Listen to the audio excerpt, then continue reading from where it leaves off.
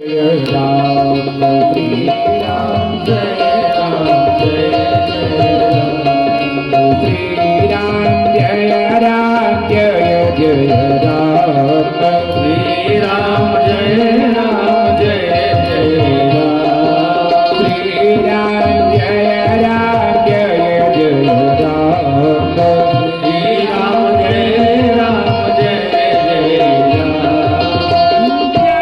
रघुनंदन जय सिया राम जय रघुनंदन जय सिया राम संकट मोचन जय हनुमान संकट मोचन जय हनुमान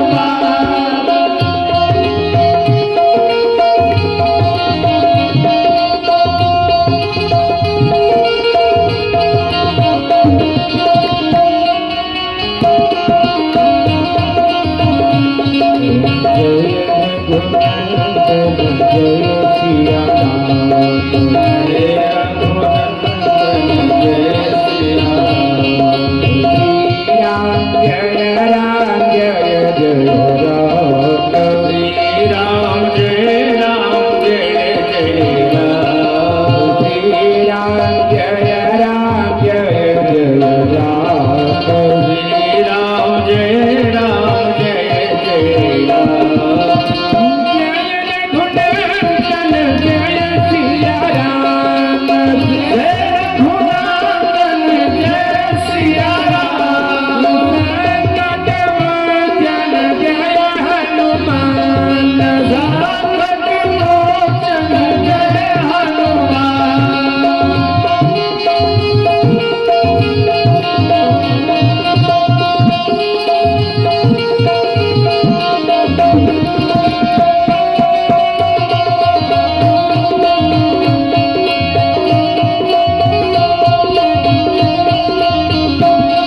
इस नाम का क्या प्रभाव है सुनिएगा। एक दक्षिण भारत मतलब महाराष्ट्र की तरफ एक संत हुए स्वामी समर्थ रामदास जी महाराज जो शिवाजी के परम गुरु थे। शिवाजी के परम गुरु थे। इस नाम का प्रभाव बता रहा हूं। ये विजय मंत्र है श्री राम जय जय राम। एक बार वो सिद्ध पुरुष थे। एक बार एक महिला आती है प्रणाम करती है। स्वामी जी को जैसे ही प्रणाम की स्वामी जी बोल पड़े अष्टपुत्रो भव 8 पुत्र। तो उसने कहा महाराज जी इसी जन्म की अगले जन्म में। तो महाराज ने कहा मतलब? उसने कहा ये मेरे पति का शव जा रहा है। तो इसका मतलब है कि अब अगले जन्म में। महात्मा जी ने कहा मैंने इसी जन्म के लिए आशीर्वाद दिया शव लाया जाए। लाया गया शव खोल दिया गया। शव के वेष्टन को खोल दिया गया और स्वामी समर्थ रामदास जी इसी नाम का उच्चारण करने लगे। कौन सा? श्री राम जय राम जय जय राम श्री राम जय राम जय जय राम श्री राम जय राम जय जय राम श्री राम जय राम जय जय राम जय रघुनंदन जय सिया राम जय रघुनंदन जय सिया राम संकट मोचन जय हनुमान संकट मोचन जय हनुमान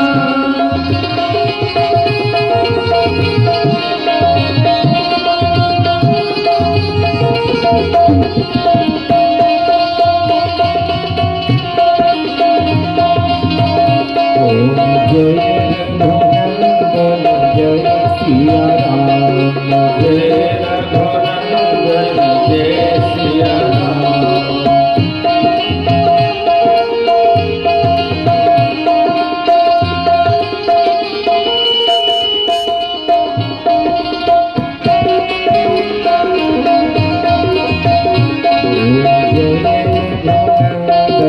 जय सिया राम जय रघुनंदन जय सिया राम। जैसे ही स्वामी जी तीसरी बार श्री राम जय राम बोलते हैं, जैसे ही इतना बोले श्री राम जय राम जय जय राम, श्री राम जय राम जय जय राम। जैसे ही तीसरी बार श्री राम जय राम बोले, वैसे ही जिस व्यक्ति की मृत्यु हुई थी वह जीवित हो गया और बैठ करके बोलता है कि जय रघुनंदन जय सिया राम, जय रघुनंदन जय सिया राम, संकट मोचन जय हनुमान, संकट मोचन जय हनुमान।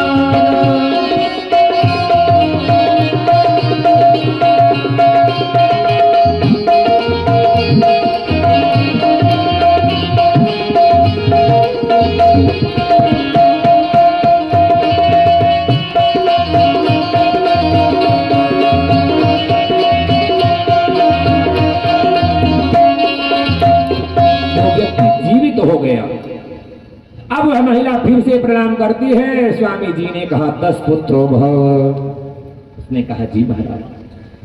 अब वह व्यक्ति जो जीवित हो गया पूरे जीवन स्वामी समर्थ रामदास जी महाराज के साथ रहा और इसी नाम का स्मरण करता रहा।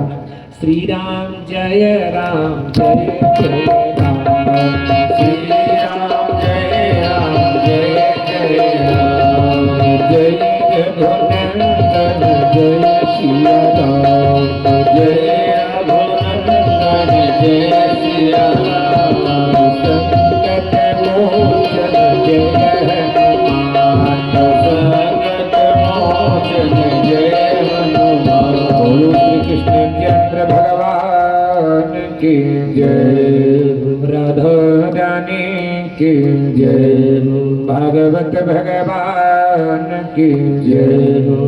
अब आप अगले प्रसंग में प्रवेश करें। हमारे राजा परीक्षित बोलते हैं, सुखदेव भगवान आपने बड़े बड़े राजाओं की कथा सुनाई जिन्होंने तपस्या करके मुक्ति प्राप्त की, योग करके मुक्ति प्राप्त। अब मैं ये जानना चाहता हूं कोई पापी भी हुआ कि नहीं हुआ, और अगर कोई पापी हुआ तो उसे नरक मिलता है कि स्वर्ग मिलता है कि मुक्ति मिलती है, मैं जानना चाहता हूं। हमारे शिवदेव भगवान सबसे बड़ी पापी का नाम ले रहे हैं। इसका कान्य कुब्ज द्विज कस्ते दासी पतिरजामिल नाम नष्ट सदाचारो दास्य संसर्ग दूषित। कान्यकुब्ज नामक नगर में वेश्यावृत्ति में लगा हुआ एक ब्राह्मण था जिसका नाम अजामिल था। एक दिन एक संत जी आ गए, गांव वालों से पूछे भैया यहाँ कोई संत की सेवा करता हो ऐसे व्यक्ति की मैं घर में रात्रि व्यतीत कर लूं, रात्रि व्यतीत कर लूं। तो लोग हंसी हंसी में बोल पड़े भैया महाराज ऐसे चले जाइए, अजामिल जी का घर है, बहुत सुंदर महात्माओं की सेवा होती है वहाँ। चले गए महात्मा जी। अजामिल तो सेवा भाव नहीं था, पर अजामिल की पत्नी के अंदर बहुत सेवा भाव था। उसने रात्रि भोजन प्रसाद कराया और रात्रि वो शयन करते हैं। दूसरे दिन जब चलने लगे तो वो बोलती है महात्मा जी हमारे पति का उद्धार कैसे होगा। तो महात्मा जी बोलते हैं 9 संतान हो चुकी थी, 10वीं संतान गर्भ में थी। उसने कहा, अर्थात जब उसने कहा कि कैसे उद्धार होगा तो महात्मा जी बोले ये जो 10वीं संतान हो इसका नाम नारायण रखना, इसका नाम नारायण रखना, अवश्य जो है कल्याण हो जाएगा। अब 10वीं संतान का नाम नारायण रखा गया। वो चलते फिरते उठते बैठते खाते पीते हंसते बोलते हर समय बेटा नारायण बेटा नारायण बेटा नारायण, हर समय नारायण बोल। 88 वर्ष की आयु हो गई, मृत्यु का समय आ गया। जब मृत्यु का समय आता है तो यमराज के दूत जो है खड़े खड़े रोने वाले, बड़े बड़े दांत वाले, काले शरीर वाले मुद्गर लेके प्रकट हो जाते हैं। आज वह दूतों को देख करके डर गया और बेटा नारायण को बुलाने लगा। दूरे क्रीडन का सतम पुत्रं नारायण हृदयम्। पुत्र को बुलाने लगा, बेटा नारायण, बेटा नारायण ऐसे बुलाने लगा। पुत्र जो है खेलने में लगे होने की वजह से बेटा नारायण तो नहीं आए, लेकिन सचमुच में जिनका नारायण नाम है उनके दूत आ गए, भगवान की दूत आ गए। यमराज के दूतों ने कहा आप कौन? ऐसा लगता है आप भगवान की दूत हैं। वो बोलते हैं हमारा काम है जो भगवान के नाम को लेके प्राण छोड़ी उसको हम अपनी परमात्मा के यहाँ ले जाते हैं। तो यमराज के दूतों ने कहा इसने सारा जीवन केवल पाप किया, अगर विश्वास न हो तो इतने लोगों से पूछ लीजिए, हमारे आपके पाप और पुण्य को इतने लोग देखते हैं, कौन कौन सुनेगा आप लोग? सूर्यो अग्नि खमरुत गावः सोमः संध्याहनि दिश कंकुः कालो धर्मति ये ते दह्यस्य साक्षिण। सूर्य भगवान, अग्नि देवता, आकाश ये हवाएं, गौ माता, चंद्रमा दोनों समय की संध्याएं, दिन और रात्रि और दिशाएं, पृथ्वी माता, काल और धर्म, इतने लोग हमारे आपके पाप और पुण्य को देखा करते हैं। तो ये बहुत बड़ा पापी है, अगर विश्वास न हो तो इतने लोगों से पूछ लीजिए। भगवान के दूतों ने कहा हम यहाँ पूछने नहीं आए, हमको प्रमाण मिला कि इसने नारायण नाम बोला है, नारायण नाम इसने बोला है, हमको प्रमाण मिला है। भगवान के दूत बोलते हैं कि अयम ही कृत निर्वेशो जन्म कोट्यः शामत् यद व्याजहार विवश नाम स्वस्त्ययनम हरे। कोई व्यवस्था से आप प्रेम पूर्वक किसी भी स्थिति में भगवान का नाम लेता है ना, कि भाव को भावयन खयालस हो, नाम जपत मंगल दिश तट हो, नाम जपत मंगल दिश तट हो, नाम जपत मंगल दिश तट हो, नाम जपत मंगल दिश तट हो, नाम जपत मंगल दिश तट हो। नाम अपने जपा की मंगल ही मंगल हो जाएगा। मंगल 10 दिशा हो, एक दिशा में नहीं 10 दिशाओं में मंगल हो जाएगा, आपका हर तरह से मंगल हो जाएगा, हर तरह से मंगल हो जाएगा। इसने नारायण नाम लिया है इसलिए इसका उद्धार अवश्यंभावी है, अवश्य होगा। अब अभी अजामिल के प्राण नहीं लिए गए हैं, अभी विचार विमर्श हो रहा है। अजामिल खड़ा हो गया, अजामिल खड़ा हो गया, धिक्कारता है अपने आप को कि मैं अपने परिवार में काजल के समान उत्पन्न हुआ हूँ, धिक्कार है मुझे, मैं कलंक हूँ अपने परिवार। गंगा के तट पर पहुंच गया और सचमुच में परमात्मा का स्मरण करता है कि हरिया जावो हरिया जावो हरि दर्श दिखाने आ जाओ, आ जाओ हरि दर्श दिखाने आ जाओ, हरिया जावो हरिया जावो हरि आ जाओ, हरि आ जाओ मुस्कान मुटाने आ जाओ, मुस्कान मुटाने आ जाओ, हरिया जाओ हरिया जाओ हरि दर्श दिखाने आ जाओ, हरिया जाओ हरि आ जाओ, या जाओ हरिया जाओ, हरि दर्श दिखाने आ जाओ, हरि दर्श दिखाने आ जाओ। आज लोगों ने क्या देखा? लोगों ने क्या देखा? सत्य स्वरूप मध्य गृह भगवत पार्श्ववर्ती नाम। तुरंत उसके प्राण पखेरु निकल गए और भगवान की दूत जो है विमान लेके आए हैं, सोने का विमान है, प्रभु के स्वरूप की तरह वह हो गया जामिन। और विमान पर बैठ करके वो चला जाता है परमात्मा का स्मरण करते हुए कहने का भाव ये, अगर हम ये माने हम फला हैं, हमको ही परमात्मा मिलेंगे तो ये भ्रम है।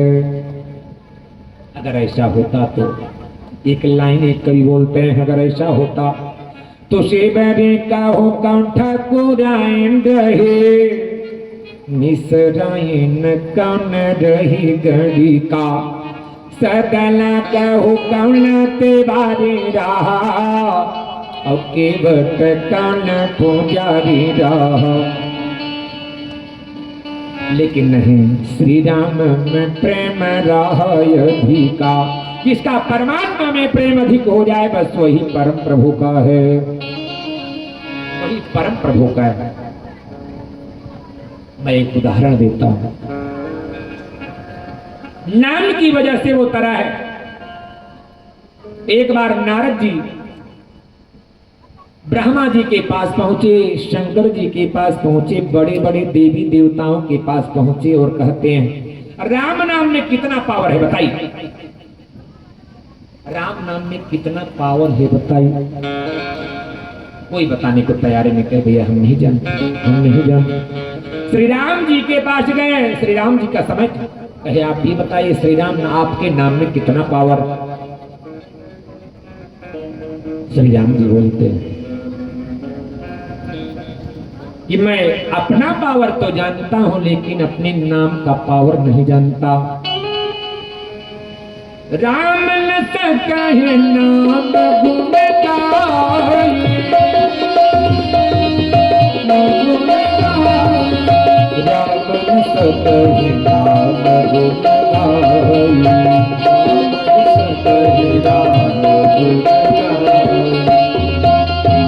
नारद जी ने कहा मैं अपने तरीके से पता करूंगा। एक बार की बात है, एक जगह बहुत बड़ी यज्ञ हो रही थी। एक राजा सुनक राजा सुनक नाम के राजा जो है चल पड़े यज्ञ देखने। रास्ते में नारद जी को प्रणाम किए वो, तो नारद जी ने कहा राजन कहाँ जा रहे हैं? राजा बोल पड़े यज्ञ का दर्शन करने जा रहा हूं, बड़े बड़े ऋषि महर्षि आए हुए हैं, उनका भी दर्शन करूंगा, चरण वंदन करूंगा, आनंद मिलेगा। तो नारद जी ने कहा आप सबको सभी ऋषियों को प्रणाम भी करेंगे? तो कहे भाई प्रणाम करना ही चाहिए ऋषि महर्षि को। तो कहे आप विश्वामित्र को प्रणाम करेंगे? तो कहे भाई विश्वामित्र हमारा क्या बिगाड़े हैं, उनको भी प्रणाम करूंगा ही करूंगा। कहे विश्वामित्र को प्रणाम मत करिएगा। कहे क्यों? कहे पुराने समय से आप जानते होंगे कि विश्वामित्र छत्री थे, छत्री से वो महात्मा बने, तो क्या मतलब अपने ही जाति वाले को प्रणाम करने से। अब राजा के मन में बात जम गई कि बात तो सही, हमारी ही बिरादरी के हैं विश्वामित्र। अब गए सबको प्रणाम किया उन्होंने, लेकिन विश्वामित्र जी की तरफ पीट करके खड़े हो गए, प्रणाम न की विश्वामित्र। और सबसे अधिक अपमान संसार में क्या होता है?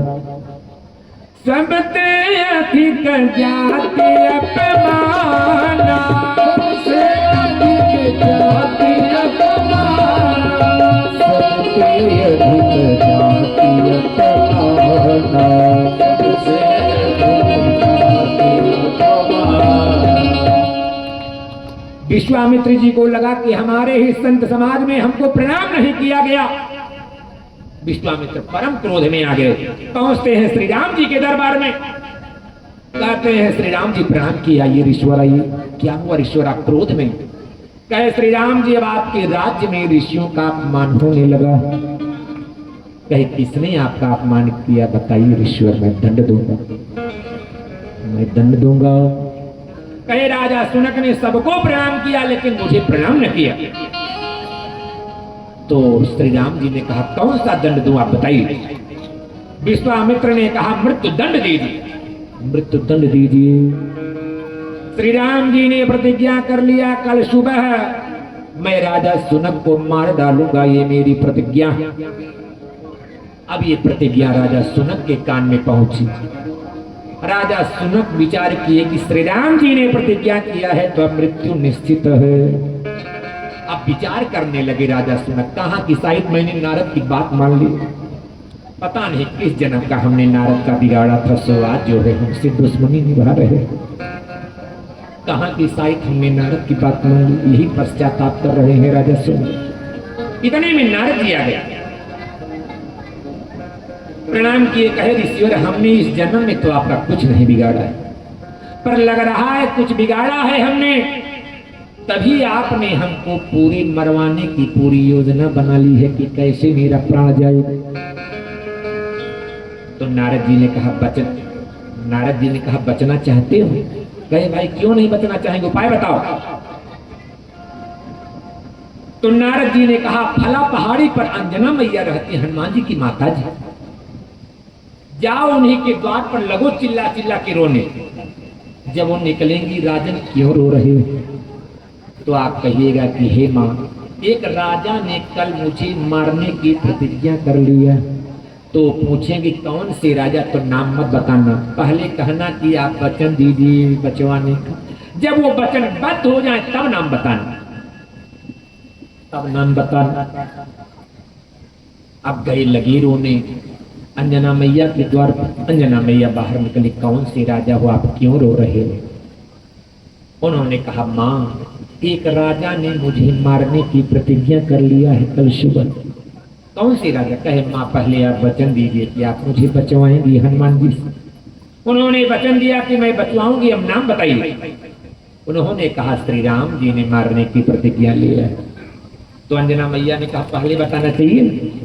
तो राजा बोली माँ अगर पहले बताता तो आप बचने में देते। कहे ठीक है आप जाओ, हनुमान जी आएंगे मैं भेजूंगी। हनुमान जी आए रात्रि में। अंजना मैया ने कहा एक राजा मारने की किसी को प्रतिज्ञा कर लिया है और मैंने बचाने की का वचन दिया है। तो कहे माँ कौन से राजा मारेंगे? कहे श्री राम जी मारेंगे। तो कहे माँ सोच विचार के वचन देना, तो श्री राम जी मारेंगे, मैं कैसे बचा पाऊं? तो अंजना मैया कहती है मैं कुछ नहीं जानती, मैंने वचन दिया है, मेरे वचन की रक्षा करना आपका कर्तव्य है। हनुमान जी कहे जो आ गया मां। सुबह सुबह जो है हमारे श्री राम जी सेना लिए और चल पड़े, चढ़ाई कर दिए राजा सुनक के नगर। अब एक सैनिक को भेजे कि जाओ बुला लाओ राजा सुनक युद्ध करें। जब राजा सुनक को पता लगाया गया तो पता चला कि एक सुबह सुबह बंदर आया तो लेके चला गया है सुनक को। अर्थात वही हनुमान जी। तो श्री राम जी जानते थे कहाँ गए, लेके पहुंचे वहां। हनुमान जी आए, प्रणाम किए। श्री राम जी ने कहा हनुमान जी आप बचाओगे ये जानते हुए कि मैं मारूंगा फिर भी? कहे हाँ प्रभु आप बचाइए और आप मारिए और मैं बचाऊंगा। कहे बचा लोगे? कहे प्रभु ये नहीं जानता पर बचाऊंगा। हनुमान जी गए। हनुमान जी राजा सुनक से बोल पड़े। राजा सुनक समझ गए कि हनुमान की बस की बात नहीं, श्री राम जी मानेंगे, हनुमान कहाँ बचा पाएंगे।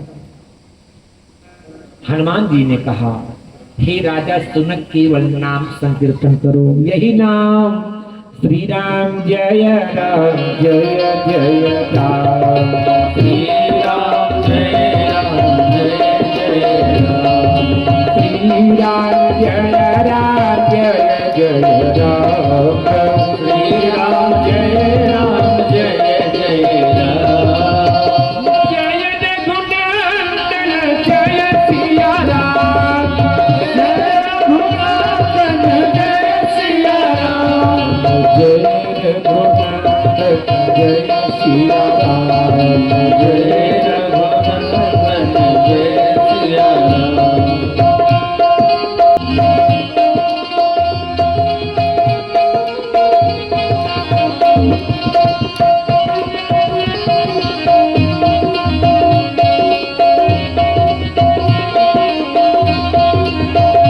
विजय मंत्र है, नाम स्मरण करने पर विजय मिलती शक्ति मिलती है। और लगे जाप करने, हनुमान जी भी लगे स्मरण कर। अब उधर से श्री राम जी बाण जब मारे तो बाण जो है आगे और यहाँ पर लुप्त हो जाए। बहुत बाण मारे लेकिन प्रभाव न पड़ा। लखनलाल कहे प्रभु आप हनुमान जी के मोह के कारण अच्छे से बाण नहीं मार रहे हैं, लाइए मैं मारता। लखनलाल जैसे ही बाण मारे, बाण वहां जाता है तो वहां उच्चारण हो रहा था श्री राम जय राम, वहां प्रभाव न डाल पाया। और वहां से लौट के आता है श्री राम जी के वक्षस्थल पर प्रवेश कर गया बाण। श्री राम जी गिर पड़े, मूर्छित हो गए। सारे लोग दौड़े, क्या हुआ क्या हुआ क्या हुआ। हनुमान जी भी आए, राजा सुनक भी आए, वहां विश्वामित्र भी है। तो हनुमान जी राजा सुनक से बोले अब तो नजदीक आ गए हो, कल नहीं प्रणाम किए तो कोई बात नहीं, अब तो प्रणाम कर लो। विश्वामित्र को मत्था टेक, जल्दी से मत्था टेक के प्रणाम किए। विश्वामित्र को कहे ऋषिवर क्षमा करिए, उन्होंने क्षमा कर दिया। श्री राम जी जगे, कहे गुरुवर विश्वामित्र जी ऋषिवर आप बताइए अब तो नजदीक है सुनक जी, क्या मार डाल, क्या मार डाल। तो विश्वामित्र ने कहा मैंने क्षमा कर दिया, मैंने क्षमा कर दिया। अब ये प्रश्न पूछा गया कि हे राजा सुनक आपने प्रणाम क्यों नहीं किया। तो कहे मुझे नारद जी ने मना किया था। नारद जी को बुलाया गया, नारद जी से पूछा गया कि आपने क्यों प्रणाम करने को मना किया। कहे मैं राम नाम में कितना पावर है मैंने हर जगह पूछा, लेकिन कोई बताने को तैयार न हुआ। तो मैंने अपने हिसाब से मैंने पता कर लिया कि श्री राम जी भी बाण चला रहे, फिर भी राम नाम के आगे कोई प्रभाव नहीं हो रहा है। कहां कहां लगी नाम बढ़ाए, राम सतहि नाम गुण गाई, सतहि राम गुण गाई, राम सतहि नाम गुण गाई, राम सतहि राम गुण गाई, राम सतहि नाम गुण गाई। ये परमात्मा के नाम का प्रभाव है, अजामिल को उद्धार हुआ। अब आप अगले प्रसंग में प्रवेश करेंगे। कल आपने हिरण्याक्ष की कथा सुनी थी। हिरण्याक्ष की भाई का नाम हिरण्यकशिपु, हिरण्यकशिपु नाम था उसका। हिरण्यकशिपु ने संकल्प किया कि मेरे भाई को विष्णु ने मारा है, मैं ऐसा वरदान प्राप्त करूंगा कि मैं विष्णु को पराजित कर दूं। वो तपस्या करने चल पड़ा। उसकी पत्नी का नाम कयाधु था। कयाधु गर्भवती है, उनके गर्भ में प्रहलाद जी हैं। इधर इंद्र देवता आते हैं और हरण करके लेके चल पड़े। रास्ते में नारद जी मिले। नारद जी ने देवराजेंद्र से कहा हे देवराजेंद्र, बाकी तो आपने सब काम कर लिया था, सो आज आपने हरण भी कर लिया। अब ये तो नहीं होगा कि आपने कभी हरण किए ही नहीं, हरण किए ही नहीं है आपने। अब जो है तुरंत देवराजेंद्र छोड़ के चले गए। कयाधु को नारद जी आश्रम में लाते हैं। आश्रमों की नियमावली जो गुरुकुल आश्रम होते हैं, भोर में तड़के जगना होता है, तड़के जगना होता है, आरती पूजन में शामिल होना पड़ता है, संध्या गायत्री में शामिल होना पड़ता है। अब प्रहलाद जी जो गर्भ में हैं उनके ऊपर भी प्रभाव पड़ रहा है। अब उधर तपस्या पूर्ण हुई, ब्रह्मा जी प्रकट होते हैं, कहते हैं वरदान मांगो। उसने वरदान क्या मांगा कि मेरी मृत्यु घर के अंदर न हो। क्या मांगता है वरदान कि नांतर बहिर्देवानक असमादपि जायुधै न भूमौ नाम्बरे मृत्युर न नरर न मृगैर। मेरी मृत्यु न घर के अंदर हो न बाहर हो, न दिन में हो न रात्रि में हो, न अस्त्र से हो न शस्त्र से हो, न पृथ्वी पर हो न आकाश में हो, न मनुष्य के द्वारा हो और न किसी पशु के द्वारा ही मेरी मृत्यु हो। इतना वरदान वो प्राप्त करता है। भाई इस प्रकार से कोई वरदान प्राप्त करेगा तो क्या वो सही से रहेगा?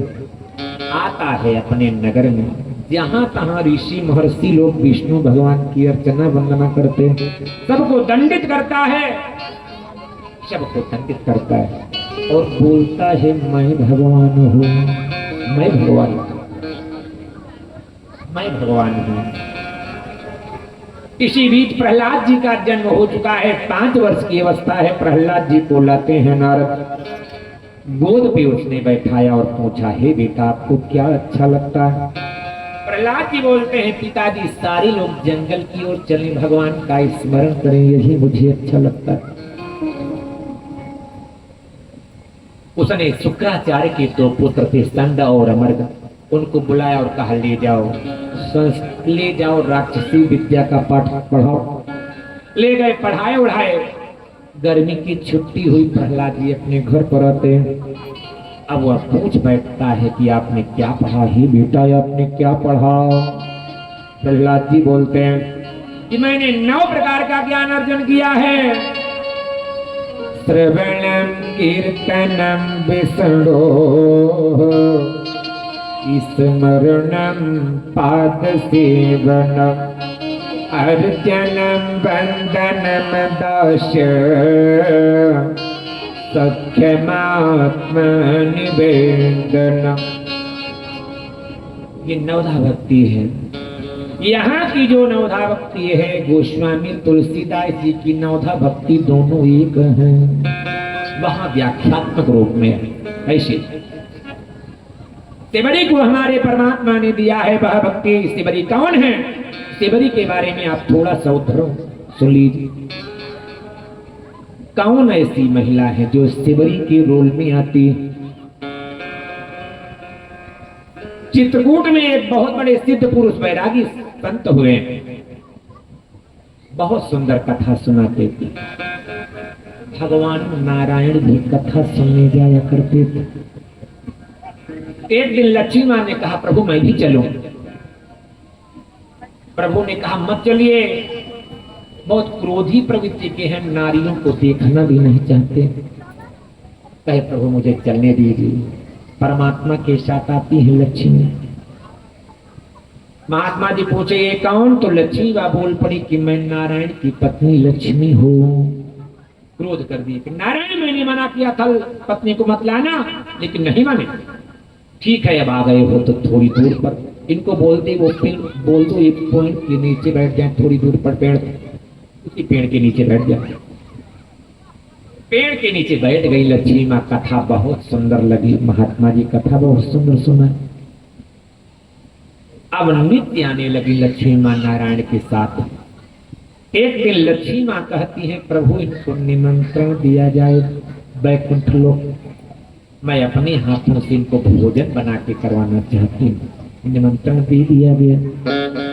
अब विष्णु भगवान जिस दिन निमंत्रण था महात्मा जी को लेके जाते हैं। महात्मा जी पहुंचे, चरण प्रक्षालित हुए, भोजन करने बैठ गए। भोजन करने बैठ गए। अब महात्मा जी भोजन देखते हैं भोजन में क्या क्या परोसा। कढ़ी, चावल, 2-4 प्रकार की सब्जी, पूरी, सब कुछ जो है, रोटी, सब कुछ है। महात्मा जी देखते ही नाराज हो गए कि मैं गृहस्थों के यहाँ कत्या भोजन करने आया। मैं वैरागी संत हूं, मैं सदैव गृहस्थों के यहाँ पक्का भोजन करता। अब जब तेज से फटकारे लक्ष्मी माँ को तो लक्ष्मी माँ को अच्छा न लगा। लक्ष्मी माँ नाराज हो गई। लक्ष्मी माँ नाराज हो गई। लक्ष्मी माँ ने कहा कि महात्मा जी मैं आपका सम्मान करती रही, लेकिन आप फटकारते रहे, मैं आपको श्राप देने जा रही हूं। लक्ष्मी माँ ने श्राप दे दिया कि हे महात्मा जी मैं श्राप देती हूं, आप जैसे हो लंगोटी, एक लंगोटी पहने हो, बाकी कुछ नहीं है, कमंडल के अलावा कुछ नहीं, आप जैसे ही हो सदैव वैसे रहो। और दूसरा मेरा श्राप है, कभी रोटी पर रोटी रख करके खाने की नौबत ना आवी। उन संत ने कहा देवी आपने बहुत सुंदर श्राप दिया। कहते इसलिए जब मैं इस विभाग में आया तो मेरे मन में हुआ कि मैं इस विभाग में कैसे चल पाऊंगा। अभी काम क्रोध मद लोभ अहंकार जो है व्याप्त हो जाएंगे। लेकिन आपने श्राप दिया कि मैं जैसे हूं वैसे ही रहूं, तो अब निश्चिंत हो गया कि अब काम क्रोध मद लोभ अहंकार नहीं सताएंगे, जैसे हूं वैसे ही रहूं। और दूसरा श्राप भी आपने दिया है कि कभी रोटी पर रोटी रख करके खाने की नौबत ना आवे। देवी बहुत सुंदर आपने श्राप दिया। अभी तक कई रोटी बनाना पड़ता था, अब एक मोटी सी बहुत बड़ी एक ही रोटी बनाऊंगा और तोड़ तोड़ करके सब लोग उसी में खा लेंगे। बहुत सुंदर आशीर्वाद आपने दिया। इसको मधुकरी भोजन बोलते हैं। कभी कभी हम लोग बनाते हैं, जब किसी छत्री के यहाँ या किसी वैसे लोगों के यहाँ भागवत हो जाए जहाँ अपने से भोजन बनाना, तो हम लोग बनाते हैं कभी कभी ऐसे भोजन। अब जो है महात्मा जी ने कहा, हे देवी अब मैं आपको श्राप देता हूं। आप श्राप देने के लिए बुलाई थे। हे लक्ष्मी मैं आपको श्राप देता हूं, एक अंश से आपको सेवरी के रूप में जन्म लेना पड़ेगा। तो वही लक्ष्मी माँ एक अंश से सेवरी के रूप में जन्म लेती। सेवरी माँ घर छोड़ देती है, जंगल में जाती है। मतंग ऋषि के आश्रम में पूजन अर्चन वंदन की तैयारी कर देते और दिन में जंगल में रहती हैं, वृक्षों से बात करते हैं, वृक्षों से बात करते हैं। ऐसे वो देखती हैं कि लगता है वृक्ष और पत्ते आपस में बात कर रहे हैं। क्या? पत्ता बोल रहा है वृक्ष से कि हे वृक्ष महाराज, पत्ता बोला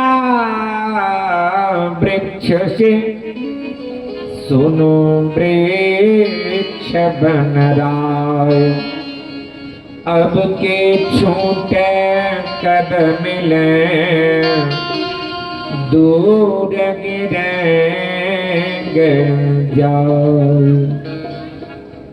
पत्ता टूट करके उड़ जाता है, तो वही पत्ता बोल रहा है कि अब के छूटे कब मिले दूर गिरेंगे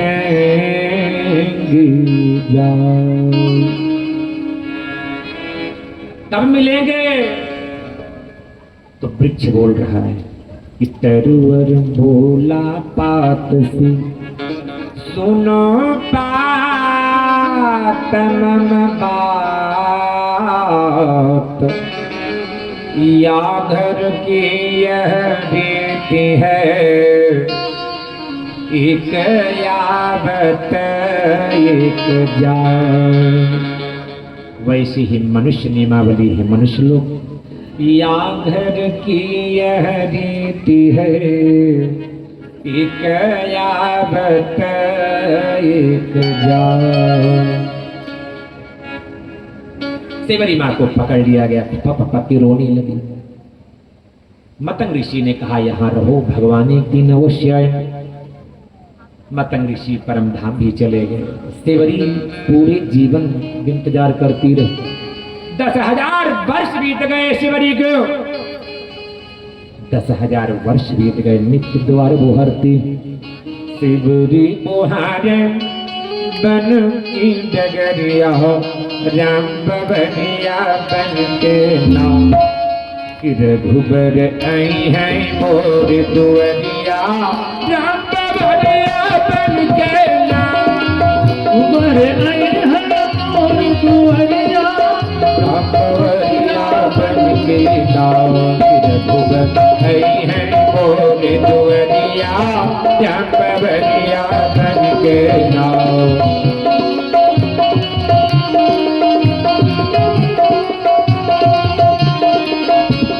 राम बबरिया बन के नाम, राम बबरिया बन के नाम। रघुबर आई है मोर दुअरिया, राम बबरिया बन के नाम। रघुबर आई है मोर दुअरिया, राम बबरिया बन के नाम। नित्य सेवरी क्या करती है? शिविर लियावे बनवास फूलवा, राम पुजरिया बन के नाम।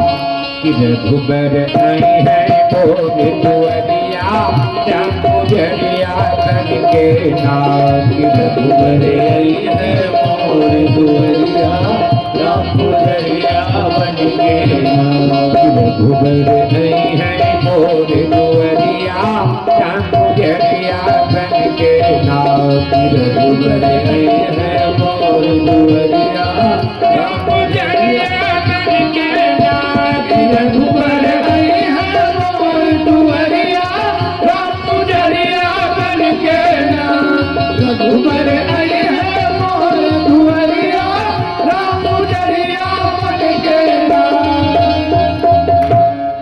हमारे श्री राम जी आ गए, थोड़ी दूर पर खड़े हैं, थोड़ी दूर पर खड़े सेवरी अम्बा का रास्ता पूछ रहे हैं, और सेवरी अम्बा सोच रही है श्री राम जी नहीं आएंगे। गुरुदेव कहे थे कि आएंगे, लेकिन मैं नीच वर्ग की हूं, मेरे यहाँ कहाँ आएंगे प्रभु। कोई बात नहीं, दूर से ही उस झांकी को देख करके अपने हृदय में उतार लेती है। जैसे ही आंख मूंदती है सेवरी अम्बा और जैसे ही आंख खोलती है देखती है श्री राम लखन बिल्कुल सामने खड़े, छू के आज धान्य हो गए। प्रभु बोलते हैं माँ बहुत भूख लगी है, आपके हाथों से कुछ खाना। आज से बड़ी धन्य हो गई, जिसके बारे में मैं सोच रही थी मैं नीच वर्ग की हूँ, शायद न आए, आज वो मेरे हाथों से कुछ खाना चाह रहे। हमारे प्रभु कुछ खाना चाह रहे। सेवरी माँ ने क्या खिलाया प्रभु को, आप लोग जानते हैं क्या खिलाया? बताइए, जोर से बताइए, क्या खिलाया? बैर।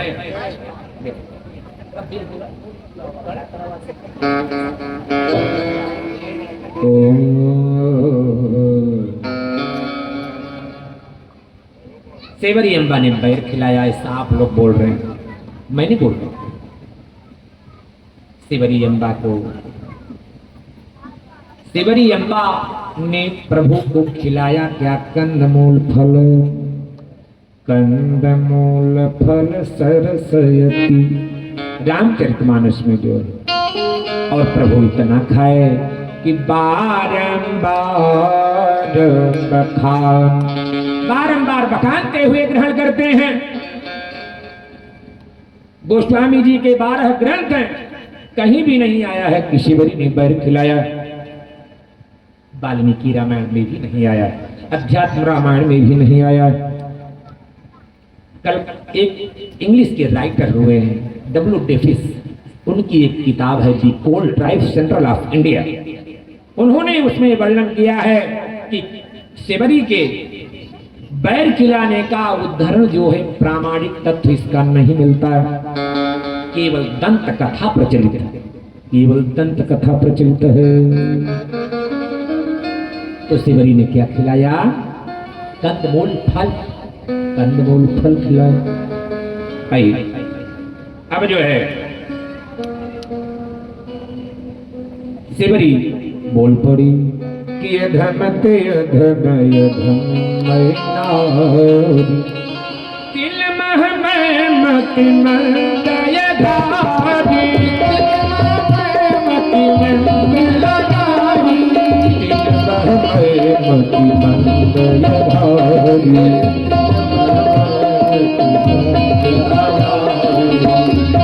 3 बार शब्द है, अधमते अधमय धमय नारी,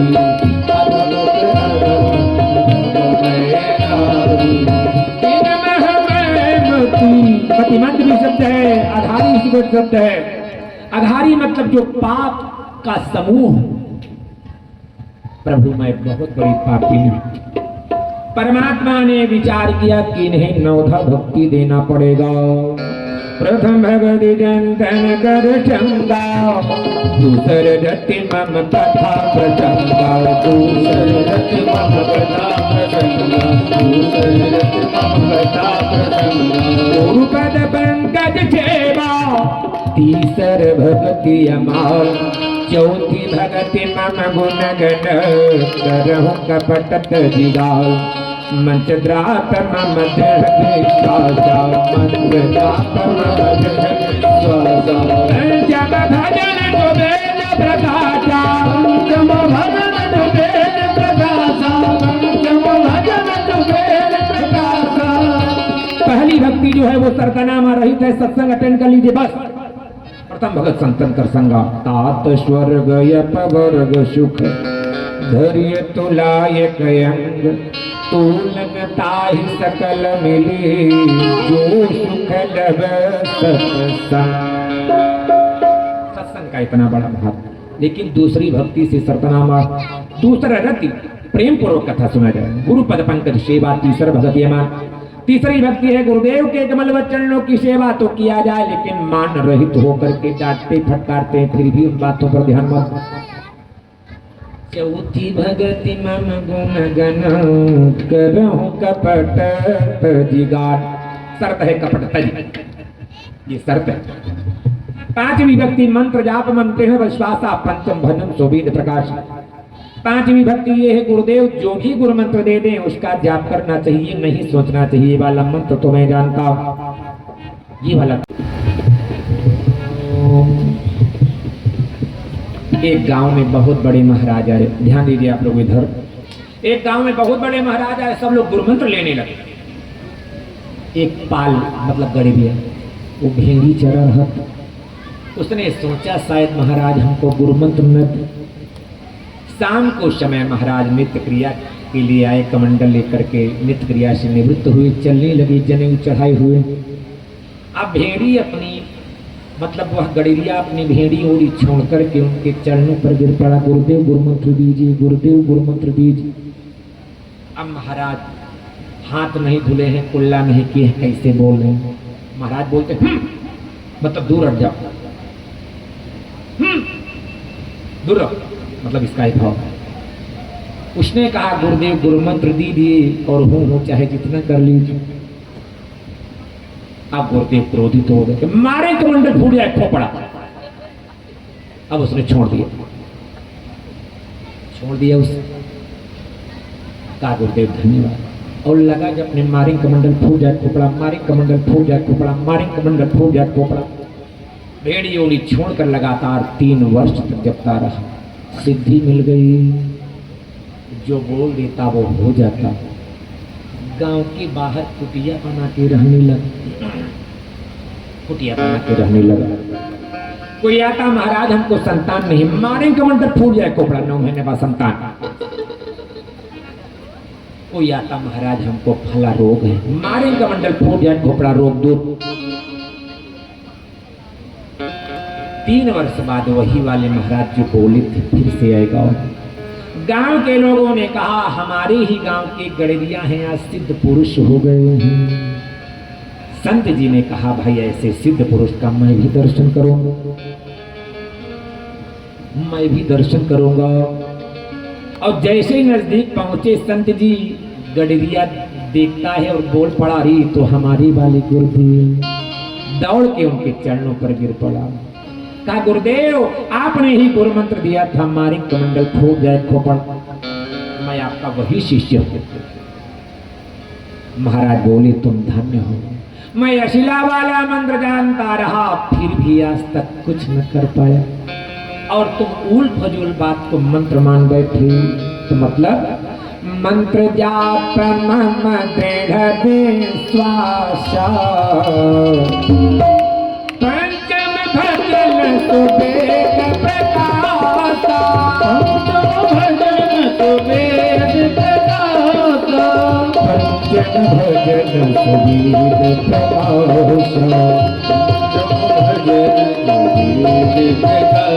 छठतमशील विरति बहुकर्मा निरंतर निरंतर सज्जन धर्मा। छठतमशील विरति बहुकर्मा, तमाम कर्मों से रहित होकर के केवल भक्ति करिए। निरत निरंतर सज्जन धर्मा, सज्जन जैसे जीवन यापन करना है। सज्जन कौन है? जो अपने काम से मतलब रखता है वो सज्जन है नहीं, जो दूसरे का उपकार करता है वो सज्जन है नहीं, वो सज्जन नहीं। सज्जन की परिभाषा हमारे हनुमान जी दे रहे हैं लंका नगरी में। जिस समय विभीषण के द्वार पर पहुंचते हैं तो हनुमान जी क्या देखते हैं कि आवाज आई कि राम राम पुनि सुमिरन की धार,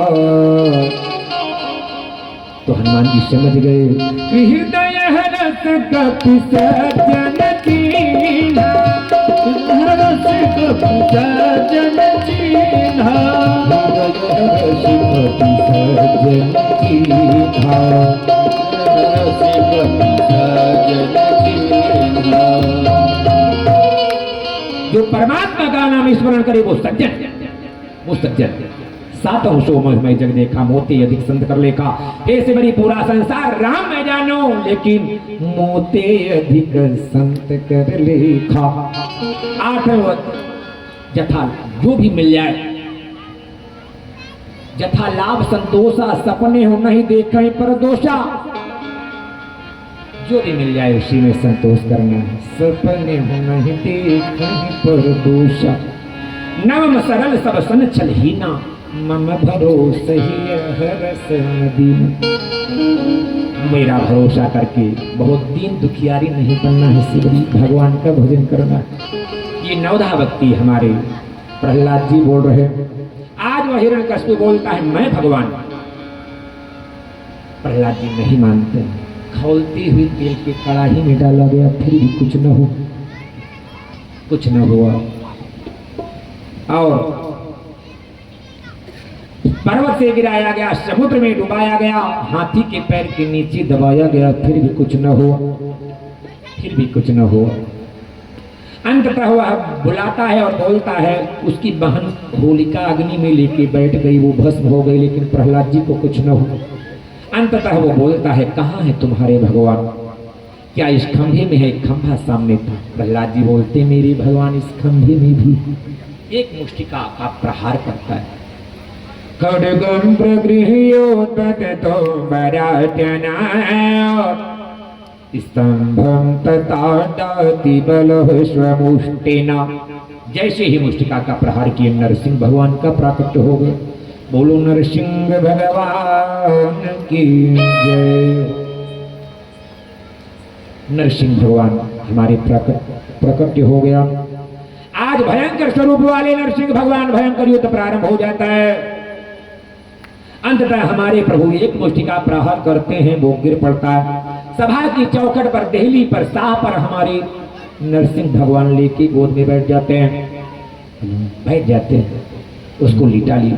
बोलते हे हिरण्यकश्यप देख लो, न तुम घर के अंदर हो न बाहर हो मेरी, मैं तुमको बीचों बीच लेके बैठा हूं, और न तुम ऊपर हो आकाश में हो न नीचे हो, तुम मेरे गोद में हो। न मैं मनुष्य हूं न पशु हूं, मैं दोनों हूं, न दिन है न रात्रि है, संध्या का समय रहा हो। और बोलते हैं मैं न शस्त्र से मारूंगा न अस्त्र से, अपने इन्हीं नाखूनों से मारूंगा। इतना बोल के हमारे प्रभु क्या करते हैं, न घंघर पाटे तरे सरर है विसृज्य तस्यानुचरानुदायुध अहंतमंतान गजस्त्रपार्ष्णेभर दुर्दंडयूथनुपतां सहस्रश। तुरंत उसके वक्षस्थल को प्रभु ने फाड़ डाला। प्रभु इतना क्रोधित हो गए कि उनके मुख से अग्नि की ज्वाला निकलने लगी। बड़े बड़े ऋषि महर्षि शांत करवाने पहुंचते हैं, शांत नहीं हो रहे हैं प्रभु। लक्ष्मी माँ को बुलाया गया, लक्ष्मी माँ कहती है हमारे वाले लगे नहीं है, ये दूसरे हैं। आज अंततः प्रहलाद जी को भेजा गया। प्रहलाद जी नन्हे नन्हे हाथों को जोड़ के आगे जा रहे। अभी 2-4 कदम और जाते तब प्रभु का चरण मिलता है, लेकिन पहले ही गिर पड़े। अपने चरण के आगे वाले भाग में गिरे हुए भक्त प्रहलाद को देख करके प्रभु क्या करते हैं, तुरंत जो है स्वपाद मूले पतितं तमर्भक विलोक्य देव कृपया परिप्लुत उच्छ्यप्यतचिदधात् करम्बुज कालहि वित्रस्त धिया पिता भयम्। तुरंत हमारे प्रभु भक्त प्रहलाद को उठा लेते हैं, अपनी गोद पर बैठाते हैं, सिर पर हाथ फेरने लगे, बैकुंठ का दर्शन होने लगा। कहते हैं बेटा जल्दी करो वरदान मांगो। आज प्रहलाद जी बोलते हैं प्रभु ध्रुव जी की तरह जो आपकी गोद पर बैठ चुका हो, स्नेह और दुलार प्राप्त कर चुका हो, अब कुछ मांगने को शेष रह ही क्या जाता है। प्रभु ने कहा मैं वरदान देता हूं, आपके वंश में किसी भी व्यक्ति को मैं नहीं मारूंगा। ध्यान दीजिए, जिस मारने के कारण हिरण्यकशिपु तपस्या कर रहा था, वही भक्ति की वजह से सुलभता से प्राप्त हो गया प्रहलाद जी। कहते हैं आपके वंश में किसी भी व्यक्ति को मैं आज से नहीं मारूंगा, ये मेरा वरदान है। और अंत में आपको मेरा स्मरण बना रहेगा, ये भी वरदान है। बोलो भक्त प्रहलाद की जय। हमारे भक्त प्रहलाद जी धन्य हो गए। कहते हैं प्रभु संसार में कुछ मांगने को शेष क्या है जो परमेश्वर की गोद पर बैठ चुका हो। इस प्रकार से भक्त प्रहलाद जी के कथानक को आपने सुना। इसके आगे कथाएं आपको कल सुनाई जाए। कल की ही कथा में हमारे परम प्रभु भगवान श्री कृष्ण भगवान का प्राकट्य भी होगा, प्राकट्य भी होगा। कल की कथा में कथा पूर्ण होते हो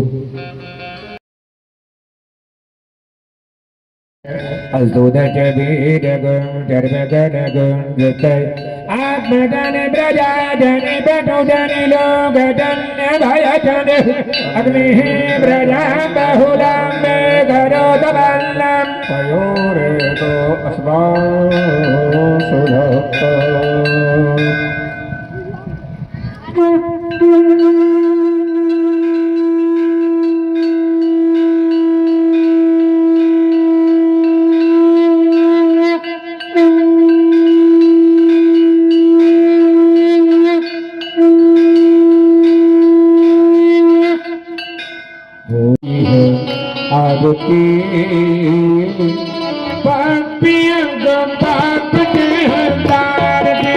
भागवत भगवान की आरती, पापियों को पाप से हटाती। भागवत भगवान की है आरती, पापियों को पाप से हटाती।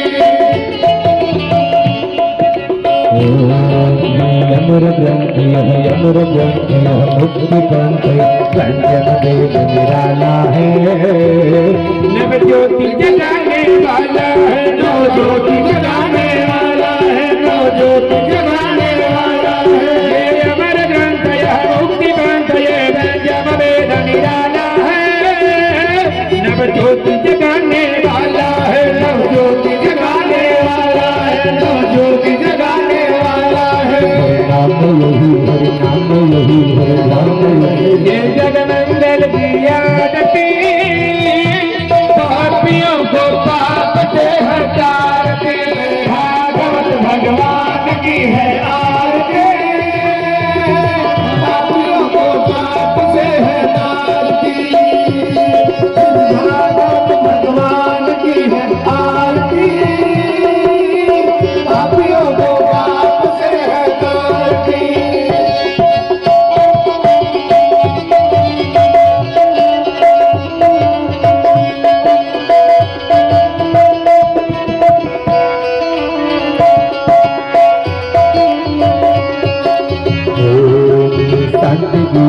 शांति गीत पावन मिटाने वाला है, हर दर्द कराने वाला है, हर दर्द कराने वाला है, हर दर्द कराने वाला है। शांति गीत पावन पुनीत पावन मिटाने वाला है, हर दर्द कराने वाला है, हर दर्द कराने वाला है, हर दर्द कराने वाला है। चुप कर दी ये सुख हर दी ये चुप कर दी ये सुख हर दी। ये मधुसूदन की आरती, पापियों को पाप से हजार दी। भागवत भगवान की है आरती, पापियों को पाप से हजार दी।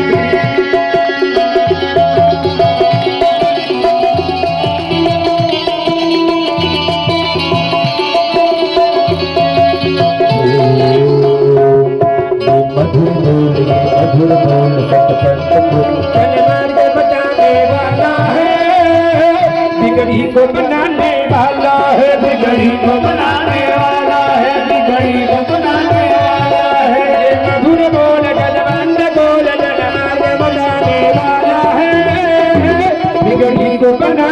वाला है, बिगड़ी को बनाने वाला है, बिगड़ी को बनाने वाला है। राम यही घनश्याम यही श्री राम यही घनश्याम यही, प्रभु महिमा की आरती पापियों को पाप से हटाए दे। भागवत भगवान की है आरती, पापियों को पाप से हटाए दे।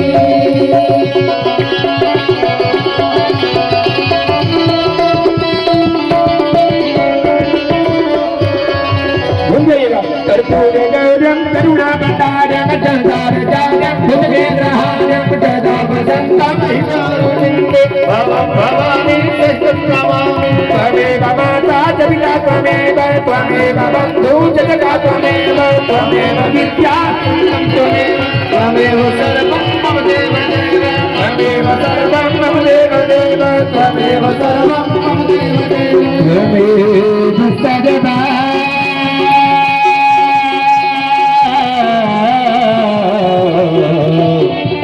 मम देव